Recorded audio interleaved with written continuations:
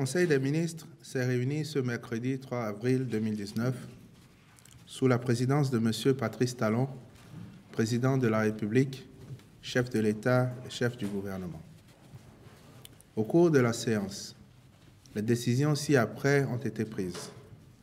Au titre des communications, organisation du concours de recrutement de 80 auditeurs de justice au titre de l'année 2019.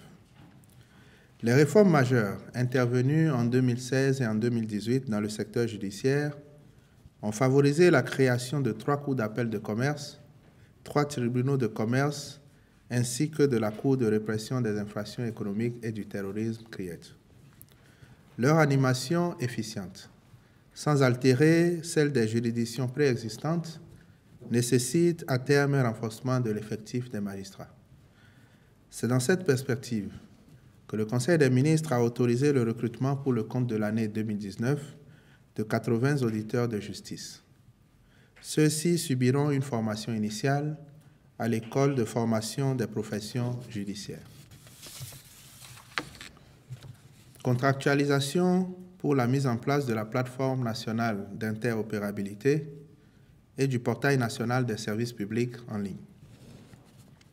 La transformation digitale de notre pays, notamment à travers le projet d'administration intelligente SmartGouv, engagé par le gouvernement, exige la mise en place de nombreux systèmes d'information et services publics en ligne.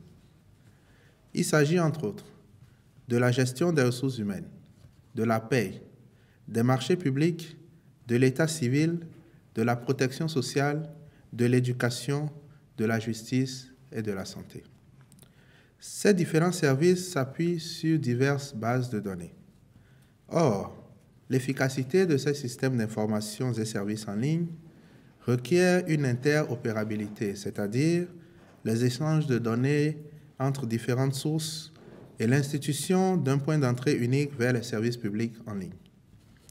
Pour ce faire, le gouvernement, dans le cadre de notre coopération avec la République d'Estonie, qui dispose d'une expertise avérée en matière de dématérialisation, a signé avec l'organisation non gouvernementale e-Governance Academy de ce pays 2 accords relatifs. Le premier au partenariat stratégique dans le domaine de l'e-gouvernance et de la cybersécurité et le second à la coopération technique en matière de e-gouvernance au profit des agents de l'État.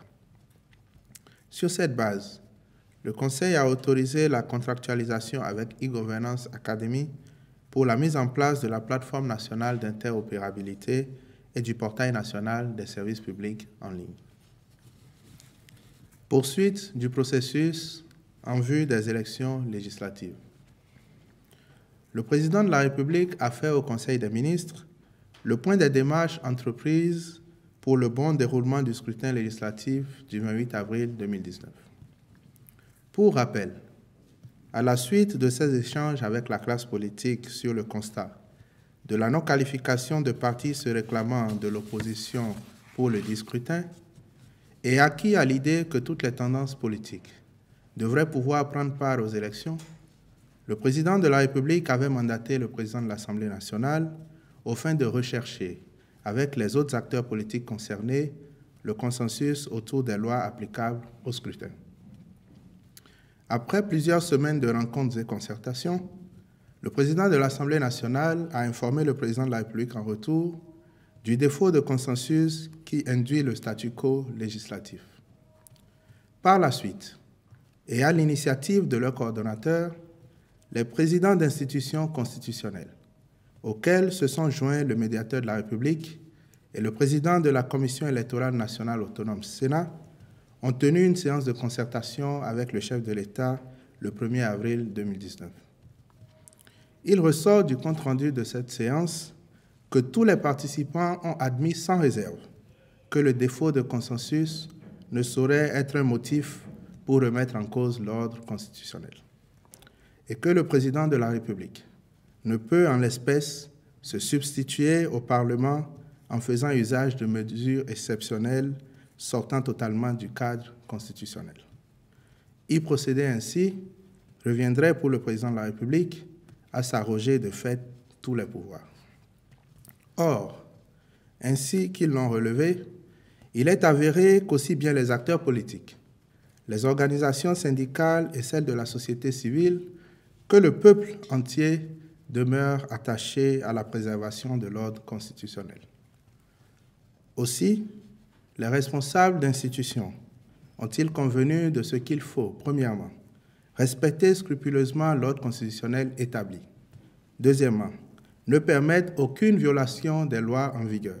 Et troisièmement, poursuivre le processus pour la tenue des élections à bonne date. Appréciant la situation, le Conseil des ministres a décidé que le gouvernement prendra toutes les dispositions nécessaires à la bonne tenue du scrutin législatif du 28 avril 2019. Il invite par conséquent les populations à faire preuve de discernement afin que les élections se déroulent dans la paix et la sérénité. Au titre des manifestations nationales et rencontres internationales, le Conseil des ministres a autorisé la cérémonie de lancement le 19 avril 2019 à Glazoué, dans le département des Collines, de la campagne agricole 2019-2020. Je vous remercie.